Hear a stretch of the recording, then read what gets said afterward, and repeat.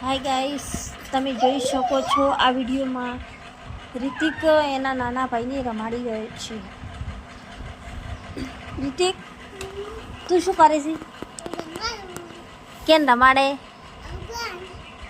અવવાન રોનક રમે ને આ એનો નાનો ભાઈ છે રિતિકનો, જે હાલ ઊભી છે. તમે જોઈ શકો છો ગાઈસ, કેવી સ્માઈલ આપે છે.